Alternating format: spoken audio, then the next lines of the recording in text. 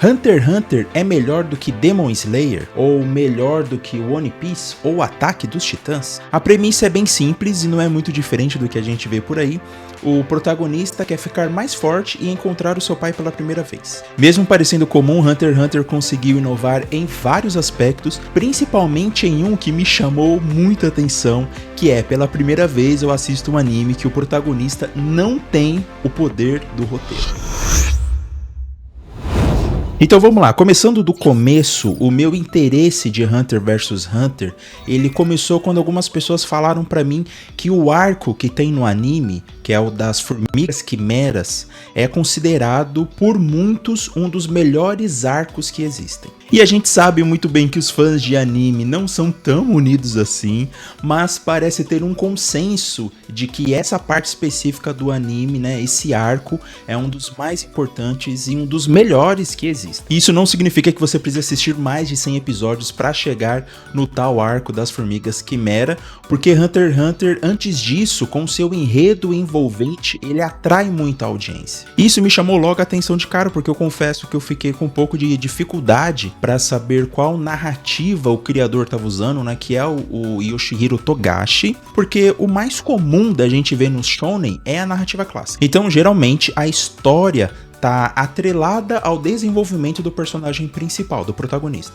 Mas é claro que Hunter x Hunter isso é diferente. O tempo de tela é dividido entre vários personagens, o que dá tempo da gente se aprofundar nos objetivos deles. O Gon, por exemplo, né, que é o protagonista, o que ele mais quer nessa vida é que você deixe o like nesse vídeo aqui para ajudar o canal a crescer.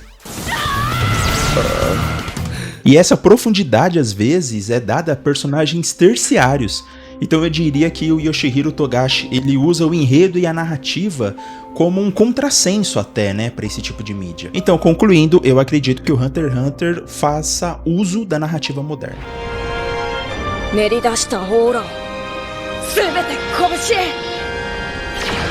E como eu disse, o Gon não tem o poder do roteiro, então não é como se no meio de uma luta surgisse um poder oculto que desse a vitória para ele.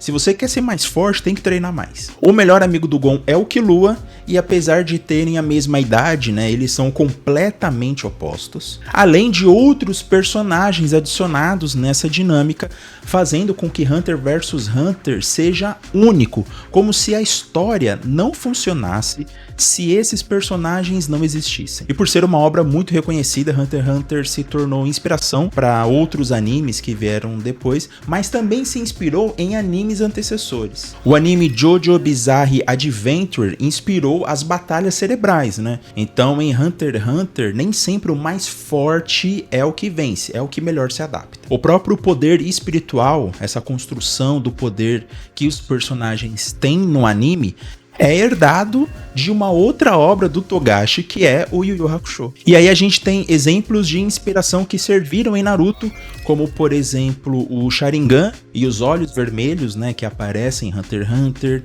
o grupo Akatsuki com a trupe fantasma e até mesmo o exame Chunin com o exame dos caçadores.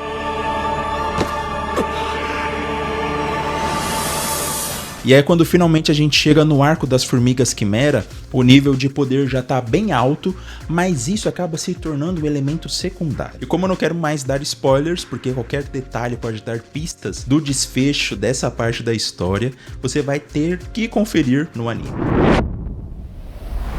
Apesar dessa segunda versão do anime, que começou em 2011 e terminou em 2014, ela não tem um final definitivo. Existe um gancho no último episódio para o próximo arco, mas a produção foi interrompida por conta da saúde do Togashi. Essa produção adaptou 339 capítulos, de lá pra cá foram publicados 70 capítulos no mangá sobre o arco de competição de sucessão. A expectativa é que esse anime retorne, mas não temos data confirmada. Outros 50 novos capítulos do mangá foram prometidos para esse ano, e no final do ano passado o Togashi falou que estava quase terminando. Mas isso também não é necessariamente o fim da história. O que a gente sabe é que o Togashi imaginou 4 finais para Hunter vs Hunter, inclusive um final que seria um tampão, uma emergência, caso ele não consiga terminar a obra do jeito que ele quer. E se você quer saber que final foi esse, confira o link aqui nos comentários.